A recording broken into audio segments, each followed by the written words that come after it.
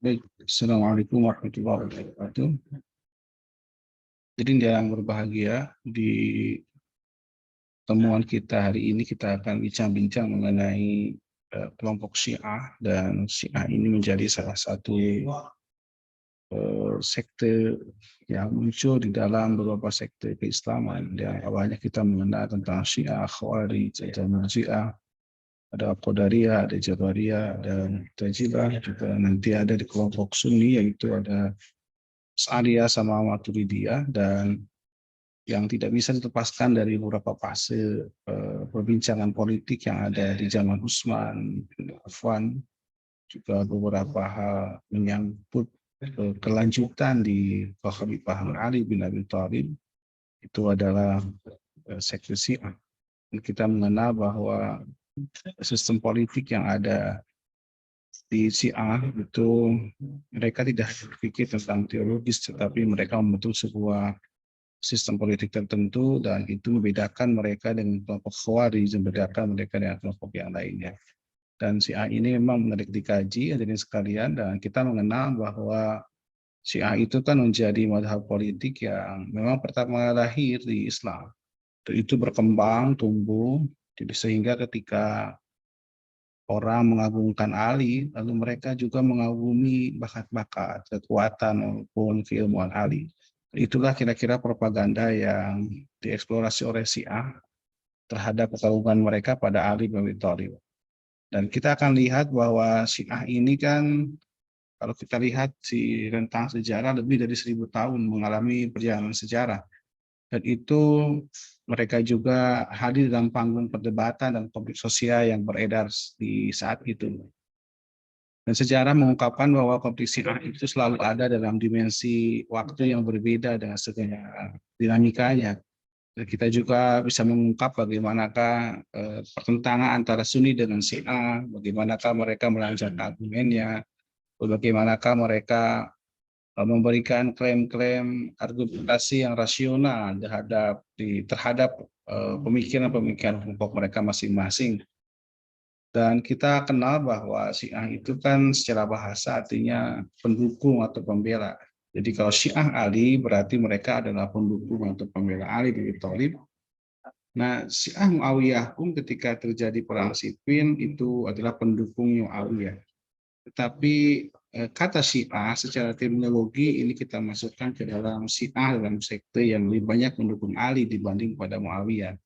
Dan kita lihat di rencang sejarahnya Khalifah Abu Bakar, Saudara Umar bin Khattab, pada Utsman bin Affan, kata Syiah juga ini kan diartikan sebagai kelompok-kelompok orang begitu yang belum dikenal ketika itu. Dan pada waktu pemilihan Khalifah ketiga itu ada yang mendukung Ali, tetapi setelah umat Islam memutuskan di Utsman bin Affan, maka orang yang tadinya mendukung Ali berbeat kepada Utsman, termasuk Ali. Jadi belum terbentuk secara faktual kelompok umat yang disebut dengan Syiah secara sekte itu. Tapi kita akan lihat bagaimanakah perjalanan sejarah umat Islam kelompok Syiah ini, dan itu dinyatakan sebagai mazhab politik dan muncul dalam sejarah peradaban Islam. Bagaimanakah sebab-sebab munculnya mereka itu bisa kita lacak melalui serentetan peristiwa yang terjadi dari mulai hari pertama meninggalnya Rasulullah SAW, ketika peristiwa Saqifah Bani Sa'idah, di situ ada perang Jamal, lalu muncul perang Siffin, dan sampai tragedi Karbala. Nah, 4 inilah yang kira-kira bisa mengitari bagaimanakah sejarah perkembangan Syiah di dunia. Pada awal mereka tumbuh di beberapa tahun menjelang konflik yang tadi kita katakan. Kita situ ada bagaimanakah konflik Muawiyah, Abi Sufyan, dan Ali bin Abi Thalib. Dan kita lihat juga di situ ada peristiwa Saqifah Bani Sa'idah, itu juga tidak bisa dipisahkan dari munculnya Syiah. Itu ketika Nabi Muhammad SAW wafat, dan itu terangkatnya Abu Bakar Siddiq, dan sebagian kelompok juga yang merasakan bahwa hak kekuasaan itu harusnya ada di Ali bin Abi Thalib, dan mereka menganggap Abu Bakar merampas haknya. Padahal sejarah mengungkapkan bahwa pada waktu itu umat Islam itu kan terbagi 3 golongan. Ada yang kelompok Ansor itu mencalonkan Sa'ad bin Ubadah, Ada kelompok Muhajirin dia mencalonkan Abu Bakar, dan Bani Hashim mencalonkan Ali bin Abi Thalib. Tapi ini juga dapat dikatakan memang jika bakal sebenarnya golongan Syiah, karena penetapan Syiah itu atau paksi yang menginginkan Ali dan keturunannya menjadi khalifah. Maka peristiwa Sakifah Bani Sa'idah ini di tahun 632 Masehi itu adalah awal kelahiran Syiah. Dan itu juga sebagai awal kekalahan bagi mereka. Kita melihat lagi, samping itu juga para pendukung Ali bin Abi Thalib yang mayoritas berasal dari Arab Selatan, itu juga banyak menyeberang ke pihak Abu Bakar, karena memang terjadi perpecahan di dalamnya. Nah, kaum Syiah ini berpendapat bahwa Ali bin Abi Thalib itu kan sepupu dan menantu Rasulullah, dan juga kepala keluarga Ahlul Bait. Itu adalah penerus kekhalifahan setelah Nabi Muhammad SAW, yang berbeda dengan khilafah lain yang diakui oleh kaum Sunni. Menurut keyakinan mereka, orang Syiah itu Ali berkedudukan sebagai khalifah dan imam melalui wasiat Nabi Muhammad SAW. Dan perbedaan antara pengikut Ahlul Bait lalu Ahlus Sunnah ini menjadikan perbedaan pandangan yang tajam ya, antara Syiah dengan Sunni dalam menafsirkan Quran, dalam memahami hadis, memahami sahabat dan lain-lain. Misalkan saja di perawi hadis, misalkan dari Muslim Syiah itu harus berpusat pada perawi Ahlul Bait. Sementara yang lainnya seperti Abu Hurairah itu mereka tidak gunakan. Tanpa kita memperhatikan perbedaan tentang khalifah, lalu Syiah itu pasti mengakui otoritas Imam Syiah. Dan itu yang mereka kenal sebagai khalifah ilahi, pemegang kekuasaan otoritas agama. Walaupun sekte dalam Syiah juga sangat banyak, dan siapa pengganti para imam juga pada imam saat ini ya. Dan versi lain juga kita mengatakan bahwa Syiah itu muncul pada pemerintahannya Utsman bin Affan. Dan itu berkembang ketika masa pemerintahan Ali bin Abi Thalib. Dan disitulah kira-kira orang sejarawan juga melihat adanya perang saudara, dan sekaligus zaman disebut dengan zaman baru dalam sejarah perkembangan Syiah. Setelah Ali wafat itu kira-kira 661 Masehi, disitulah terjadi pertarungan perebutan antara kekuasaan Ali bin Abi Thalib dengan pendukung Muawiyah bin Abi Sufyan. Dan itu merupakan pertarungan, kalau kita lihat lokasinya itu adalah penduduk Irak dengan penduduk Syria. Karena Ali itu ada di Kufah, sementara Muawiyah bin Abi Sufyan ada di Syria. Orang-orang Kufah menuntut agar jabatan keimaman tetap dipegang oleh keluarga Ali bin Abi Thalib atau Ahlul Bait. Mereka itu menampilkan tuntutan ya dengan mengangkat Hasan bin Ali bin Abi Thalib sebagai khalifah. Nah, peristiwa mengangkat Hasan sebagai khalifah ini yang menjadi awal doktrin politik Syiah. Terlihat lagi misalkan saja di peristiwa Karbala, di situ Husain wafat, lalu kelompok Syiah terbagi dua sekte. Di situ adalah karena Husain tidak meninggalkan putra yang dewasa. Sehingga di situ muncul pertanyaan, apakah putra yang belum dewasa itu berhak tidak menduduki jabatan imam? Golongan yang pertama mengatakan sah karena dalam keadaan darurat, sebab Ali tidak meninggalkan putra atau keturunan lain dari garis keturunan Nabi oleh Fatimah, dan golongan ini disebutkan golongan Imamiyah.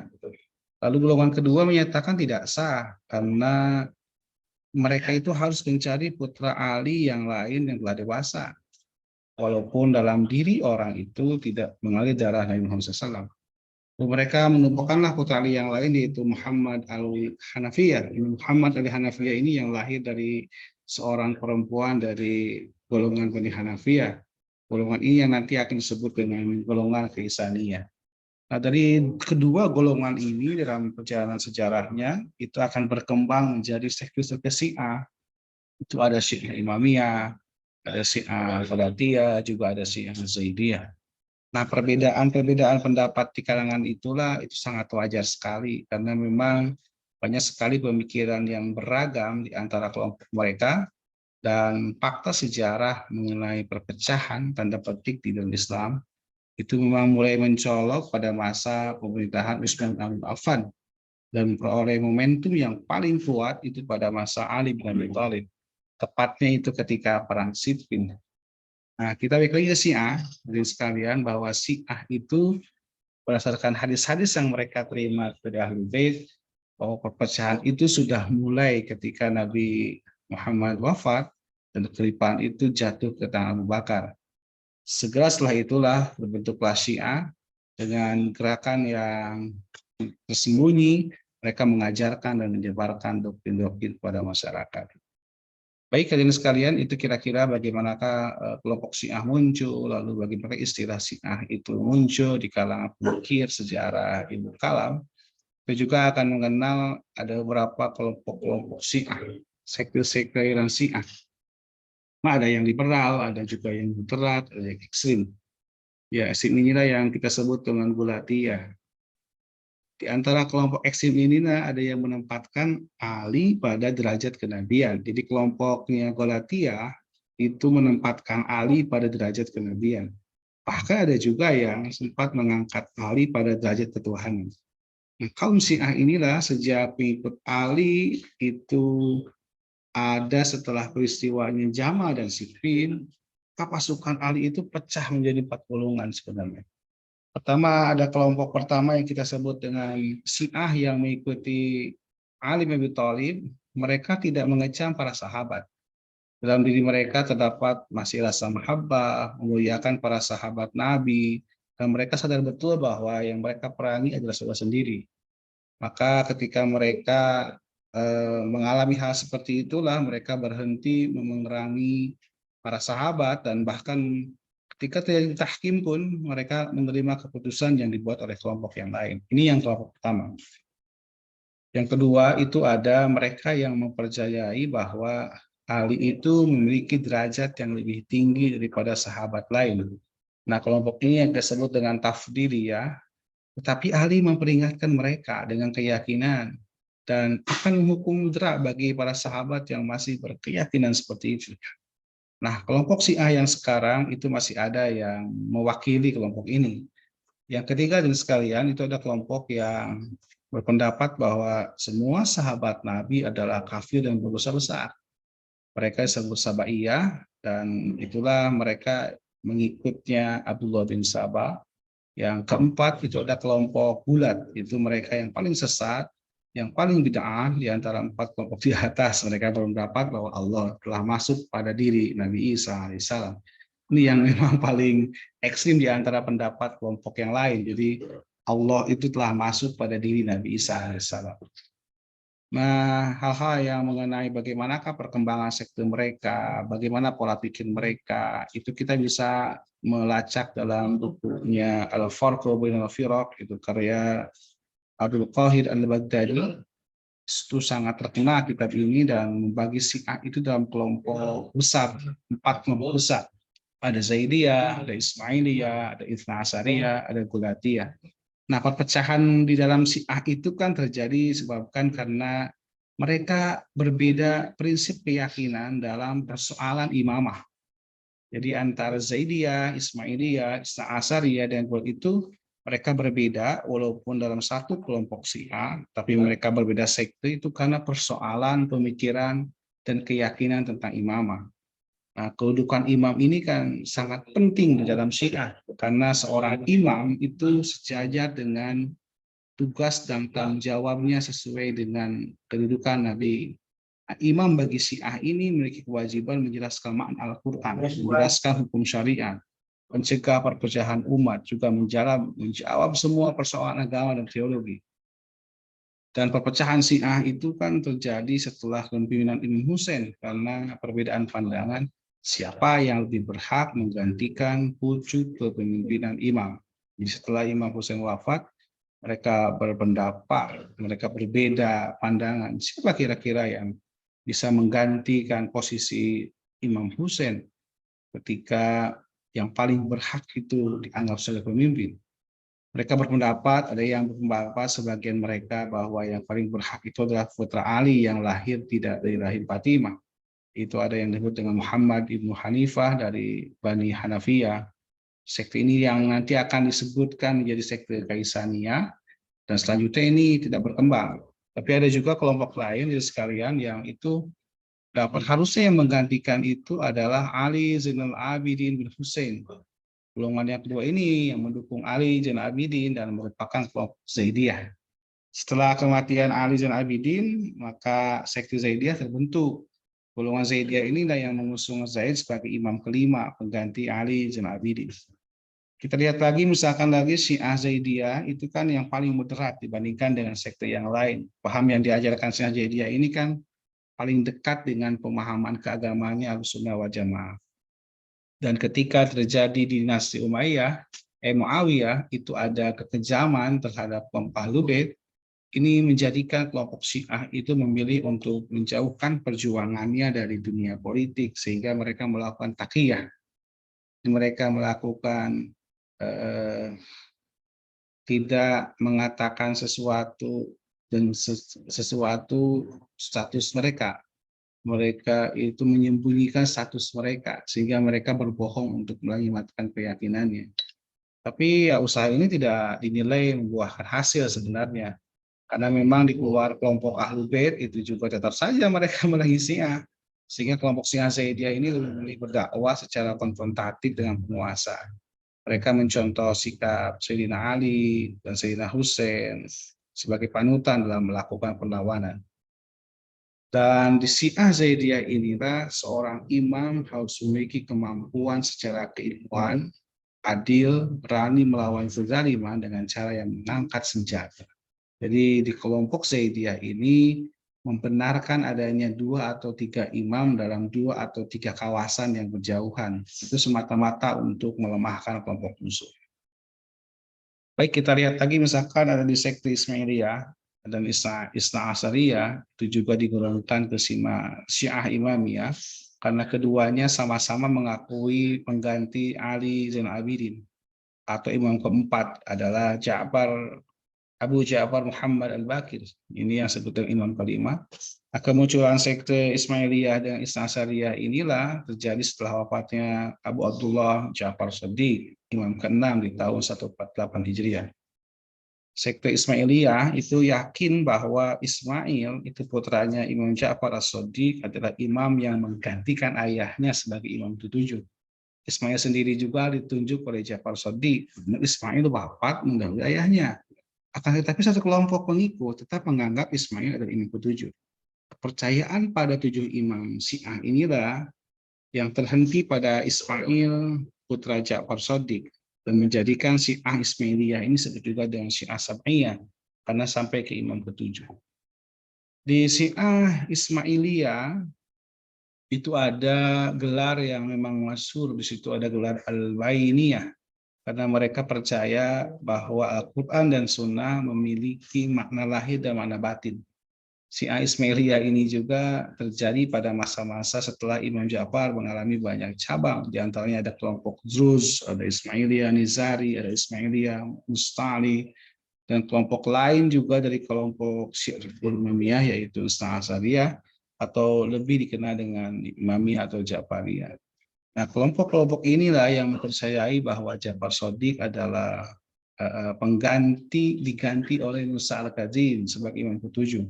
Kelompok Syiah inilah juga yang jumlahnya paling banyak di kelompok Syiah yang ada sekarang. Kita misalkan saja ada Syiah Imam 12 atau disebut dengan Isna Asariyah itu karena mereka sebut urutan penggantian imamnya. Kita mengenal ada Ali bin Abi Thalib, ada Hasan bin Ali bin Abi Thalib, ada Husain bin Ali bin Abi Thalib, ada Ali Zainal Abidin bin Husain bin Abi Thalib. Kelima ada Muhammad Al-Baqir bin Ali Zainal Abidin. Ada lagi Ja'far Shadiq bin Muhammad Al-Baqir, ada lagi Al-Musa Al-Kadzim bin Ja'far Shadiq, ada lagi Ali Ridha bin Musa Al-Kadzim, ada juga di situ ada Muhammad Al-Jawad bin Ali Ridha. Yang ke-10 ada lagi Ali bin Muhammad bin Ali Ridha, Hasan bin Ali bin Muhammad Al-Askari, dan yang ke-12 ini ada Muhammad bin Hasan Al-Mahdi.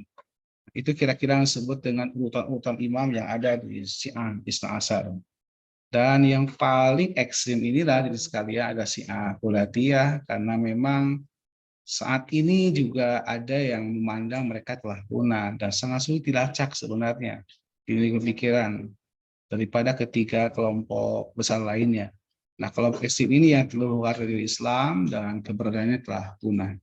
Kelompok paham Syiah yang Qulatiyah inilah diantaranya ada Sabaiyah, itu adalah pengikutnya Abu bin Sabah.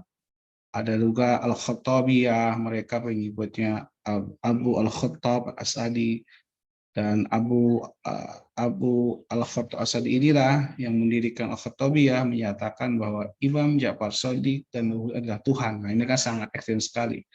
Imam Ja'far Shadiq dan keturunannya adalah Tuhan. Padahal Imam Ja'far Shadiq menolak kalau dirinya itu dianggap Tuhan.